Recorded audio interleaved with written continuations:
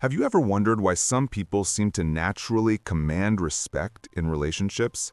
Not through force, not through manipulation, but through an undeniable inner strength. It's not because they're the most attractive, the wealthiest, or the most charming in the room.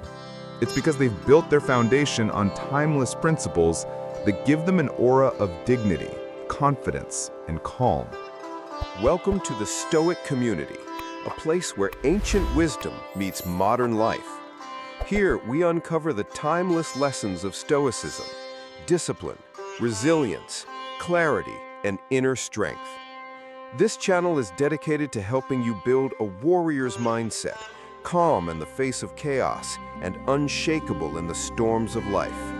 If you're ready to stop chasing noise and start living with focus, you're in the right place. So join us, warrior, and subscribe to this channel to rise above the noise and master yourself. At our core, every one of us longs for the same thing: love, respect, and meaningful connection. But too often, in our pursuit of acceptance, we end up betraying ourselves. We overcompensate, we try too hard, or we mold ourselves into who we think others want us to be. And when that doesn't work, we feel empty, rejected, or unworthy. But here's the truth. The way you show up in relationships is a reflection of the way you see yourself.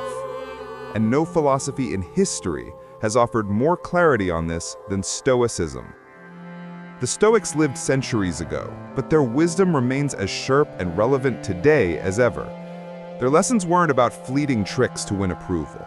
They were about developing inner power, learning how to control what you can, and refusing to be broken by what you cannot control. So today, I want to guide you through 9 powerful Stoic lessons that will completely transform how you see yourself and how you navigate your relationships. These are not superficial hacks. These are principles that will give you the unshakable calm, respect, and dignity that others are naturally drawn to. By the end of this journey, you will have a clear blueprint on how to build relationships rooted in mutual respect, strength, and authenticity, not desperation or fear. So, let's begin. Lesson 1. Understanding your true worth. In the world we live in, it's dangerously easy to confuse value with validation. We measure our worth in likes, comments, compliments, or attention from someone we admire.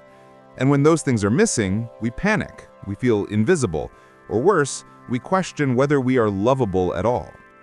But here's the first Stoic lesson you must understand. Your worth is never defined by someone else's recognition of it. The Stoics believed that we should focus only on what lies within our control. And the truth is, how others perceive you is never fully in your control. You cannot control if someone overlooks you, misunderstands you, or fails to recognize your greatness.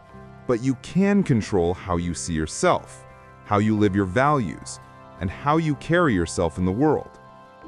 Think of yourself as a rare gemstone. Not everyone who passes by will recognize its brilliance. Some will walk past without a second glance. But that doesn't make the gem any less valuable. Its worth isn't diminished by ignorance.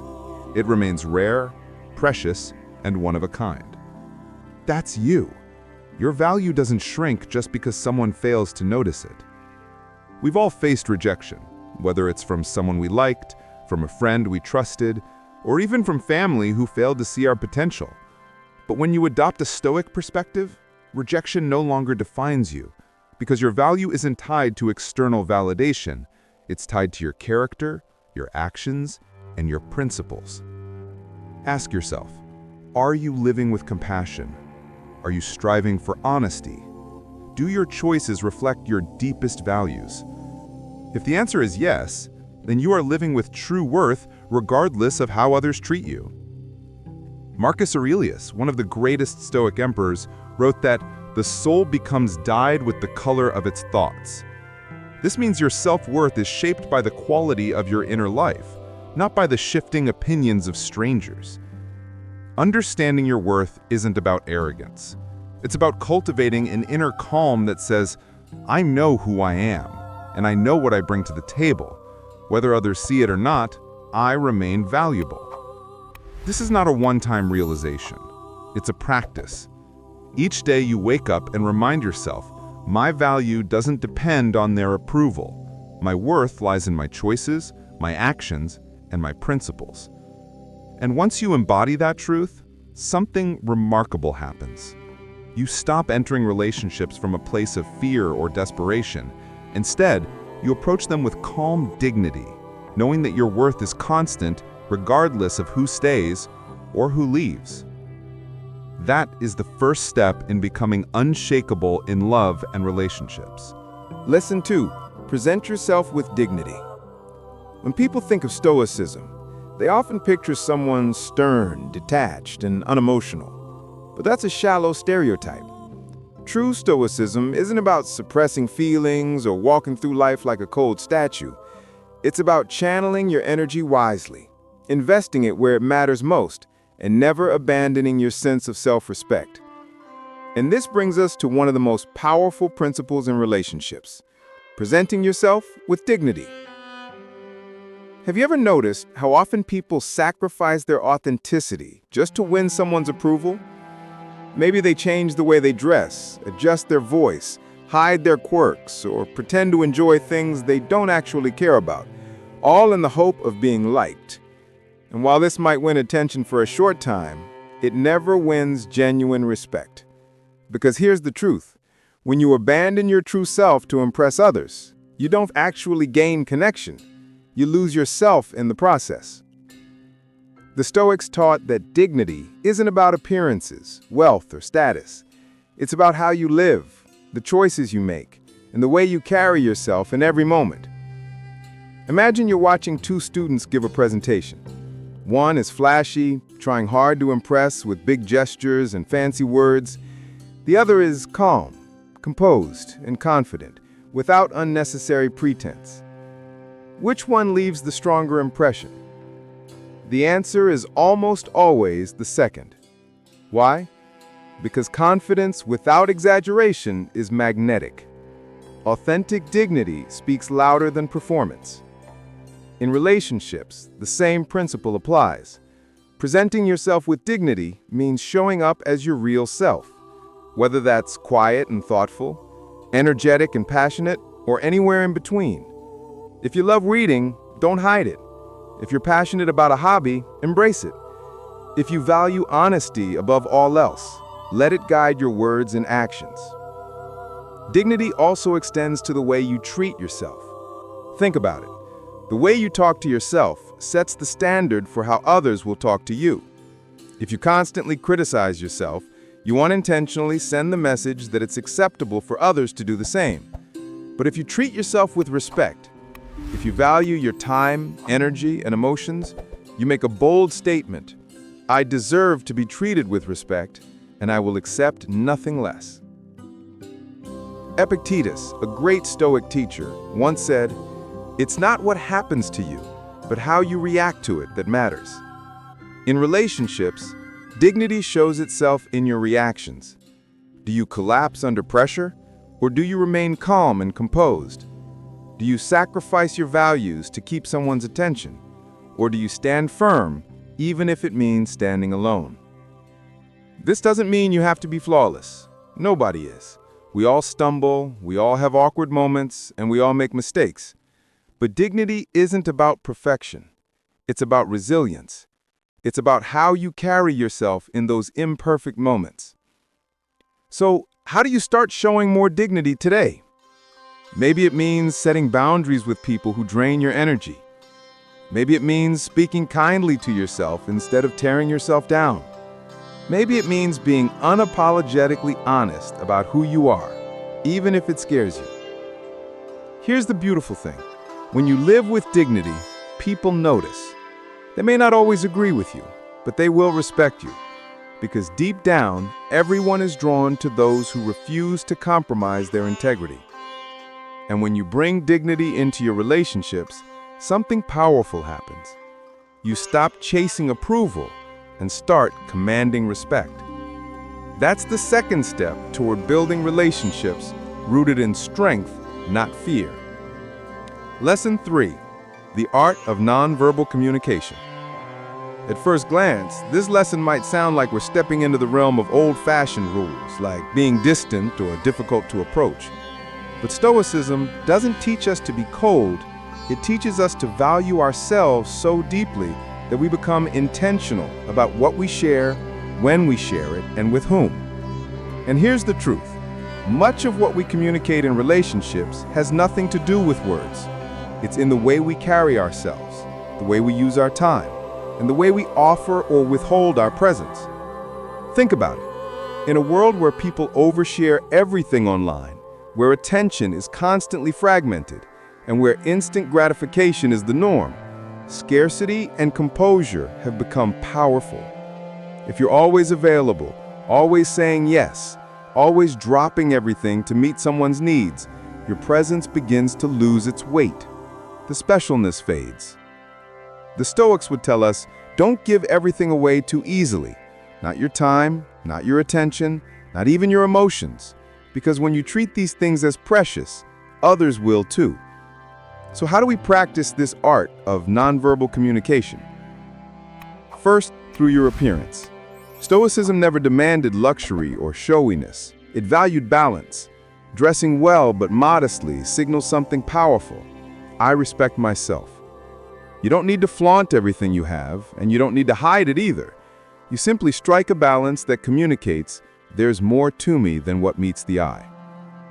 Second, through your time. Your time is your most valuable currency, and the Stoics were deeply aware of its fragility. Seneca once said, "It's not that we have a short time to live, but that we waste much of it." When you give your time freely to everyone, without thought, you're telling the world that your time isn't valuable. But when you are deliberate, when you give your time intentionally, you're silently communicating, my time is precious and I won't squander it. Third, through emotional mastery. Stoicism doesn't mean you should suppress your feelings. It means you don't let minor frustrations or temporary disappointments shake your peace. This too is a form of communication. When others see that you don't explode at small inconveniences, that you don't crumble at rejection, they realize you're not easily swayed, you're grounded. Your calmness communicates strength. Now, this doesn't mean you have to become distant or robotic. It means you should create space. Space for mystery. Space for curiosity to grow over time. Because here's the paradox. When you learn to hold back just a little, to not give your all too soon, you actually deepen the connection.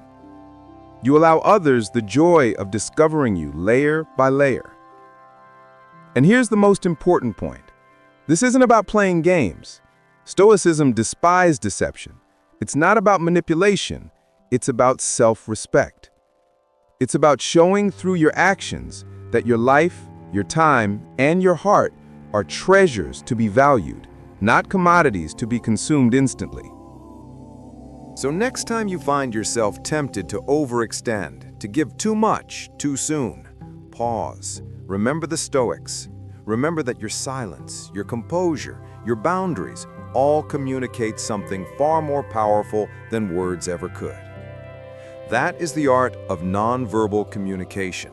And once you master it, you'll find that others treat you with more respect, curiosity, and admiration, without you ever having to demand it. Lesson 4. The strength of boundaries. If there's one truth Stoicism teaches us about relationships, it's this. Love without boundaries isn't love, it's dependency. Boundaries are not walls meant to keep people out. They're gates meant to protect what's inside. And what's inside? Your peace of mind, your values, your self-respect. The Stoics understood that human beings are social creatures, yes, but they also warned against entangling ourselves so tightly with others that we lose ourselves in the process.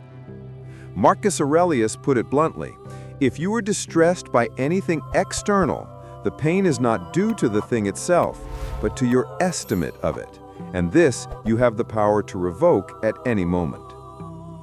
Think about that for a second. It's not the relationship itself that can destroy your peace. It's how much power you allow it to have over you. and boundaries are how we regulate that power. So what do Stoic boundaries look like in relationships? First, boundaries with your time. You don't owe unlimited access to anyone, not your friends, not your family, not even your partner. If you sacrifice every waking hour for someone else, you're not practicing love, you're practicing self-neglect. A Stoic knows that protecting their time allows them to bring their best self into a relationship, instead of a drained and resentful version. Second, boundaries with your emotions. You can care deeply for someone without letting their every mood dictate yours. If your partner is upset, it's natural to want to comfort them. But if their anger, sadness, or insecurities constantly drag you into turmoil, you've lost control of your own emotional state. A Stoic learns compassion without absorption. I can care for you without becoming consumed by you. Third, boundaries with your identity. Too many people lose themselves in relationships. They take on the other person's interests, habits, even opinions until they're unrecognizable. But Stoicism reminds us that the most important relationship we have is the one with ourselves. If you abandon your own principles, passions, and individuality just to keep someone close, you haven't gained love, you've lost freedom.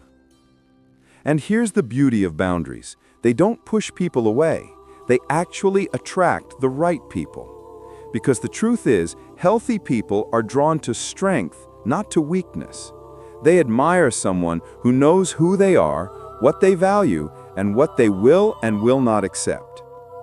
Boundaries are a form of respect, not just for yourself, but for the relationship itself. They set the stage for genuine connection, because both people know where they stand. There's no manipulation, no silent resentment, no hidden expectations, just clarity. So remember, boundaries aren't selfish, they're necessary. They are the invisible lines that protect your peace, your dignity, and your ability to truly love.